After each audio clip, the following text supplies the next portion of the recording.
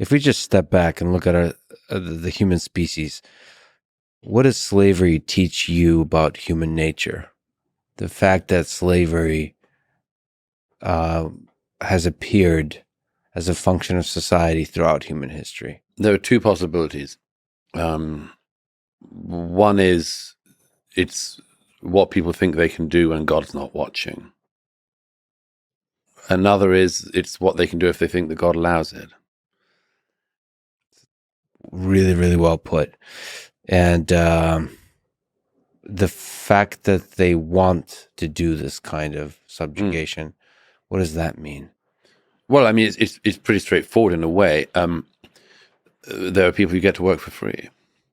It's economic in nature in some sense. Yes, but in order to do it, I mean, almost always there are some examples in the ancient world where this wasn't the case, but almost always it had to be a subjugated people or people regarded as different.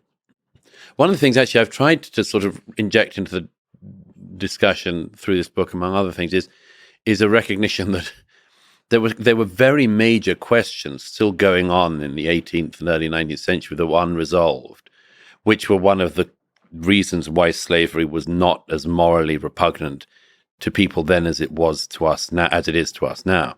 And that's the question of polygenesis and monogenesis. At the time of Thomas Jefferson, the founding fathers were thinking and working. They didn't know, because nobody knew, whether the human races were related or not. There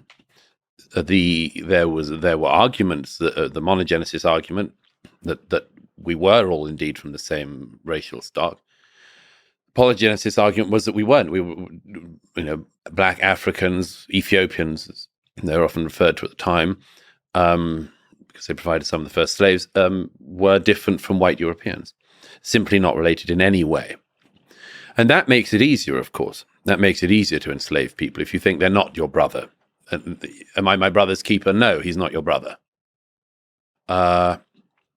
And it was a very troubling argument in the 18th and 19th century, also because there was a biblical question. It threw up a theological question, which was, I mean, people were literally debating this at the time. Was there also a black Adam and Eve? Was there, as it were, an Indian Adam and Eve, a Native American Adam and Eve? I mean, this was a serious theological debate because they didn't know the answer. And people say that Darwin solved this. It wasn't just Darwin, of course, but by the late 19th century, the argument that we were not all related as human beings had suffered so many blows that you had to really be very, very ignorant, deliberately, willfully ignorant to ignore it by then. So it no longer was, after Darwin, a theological question. It became a moral question. It was already a moral question, but it clarified it. Darwin clarifies it, definitely. And then you're in this, as I say, you're in this situation of you're not subjugating some other people, you're subjugating your own kin. And that becomes morally unsustainable.